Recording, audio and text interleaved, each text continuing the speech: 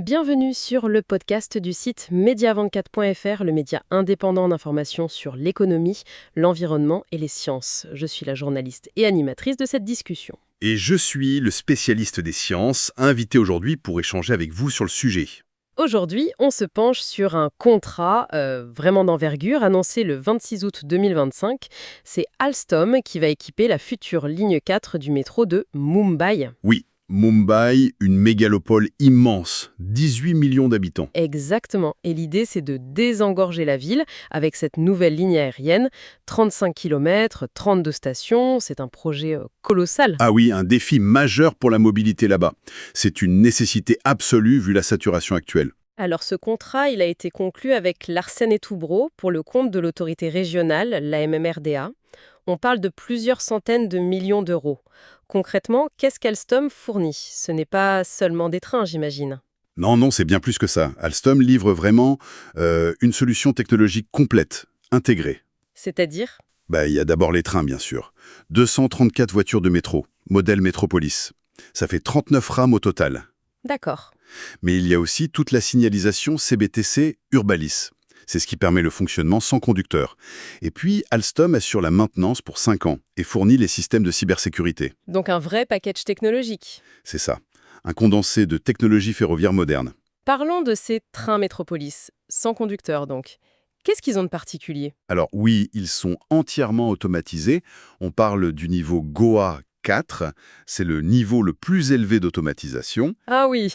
Et ils sont vraiment conçus pour le confort des passagers à Mumbai. Pensez climatisation performante, des espaces dédiés pour les fauteuils roulants et même des portes-vélos. C'est bien pensé pour les usages locaux. Exactement. Et techniquement, ils utilisent un freinage électrique qui récupère l'énergie et surtout, ils sont protégés contre les cyberattaques dès la conception. On les trouve déjà ailleurs. Oui, ce n'est pas une première. Ils roulent déjà sur d'autres lignes en Inde, comme la ligne Aqua, à Mumbai, à Delhi, Chennai, et aussi à l'étranger, Montréal, Sydney par exemple. L'article qu'on a reçu mentionne aussi le programme Make in India. C'est devenu incontournable pour ces gros contrats, non? Absolument. C'est un point essentiel de ce projet. Quasiment tout est fabriqué localement, en Inde. Comment ça s'organise? Alors, la conception, l'ingénierie, c'est fait à Bangalore. L'assemblage des rames, ça se passe à Sri City, dans l'usine Alstom qui est assez impressionnante. Elle peut sortir 480 voitures par an. 480? D'accord. Les systèmes de propulsion, eux, viennent de Coimbatore et les bogies sont fabriqués à Savli. Ça représente un maillage industriel local vraiment dense. Beaucoup d'emplois créés en Inde. C'est intéressant cette combinaison. Technologie de pointe mondiale, mais production locale. Venons-en à la signalisation, ce fameux CBTC Urbalis. Vous disiez que c'est ça qui permet l'automatisation. C'est le cerveau en quelque sorte. C'est exactement ça. CBTC, ça veut dire Communications Based Train Control. C'est un système de contrôle basé sur la communication. Le modèle spécifique ici, c'est Urbalis Forward. Développé où? Figurez-vous qu'il est développé principalement à Bangalore aussi. Plus de 1000 ingénieurs Alstom y travaillent. Et ce système permet au train de communiquer en permanence, en temps réel, avec le centre de contrôle. Et le bénéfice pour les voyageurs au quotidien, c'est quoi? C'est surtout la capacité et la fluidité. Comme les trains communiquent constamment leur position et leur vitesse, on peut réduire les distances de sécurité entre eux. Ah! Donc plus de trains sur la ligne. Voilà, ça augmente la fréquence, ce qui est vital pour une ville comme Mumbai. Et ça améliore la régularité, la fluidité du trafic. Le tout est supervisé par 2 centres de contrôle pour la sécurité, un principal, l'OCC, et un de secours, le BCC. Alstom a déjà équipé pas mal de lignes en Inde avec ce système. D'accord. Donc, Alstom fournit les trains, le système de pilotage, et assure aussi que tout ça fonctionne bien dans la durée. La maintenance. Oui, tout à fait. C'est inclus dans le contrat via une offre qui s'appelle FlexCare Perform. C'est pour 5 ans au moins.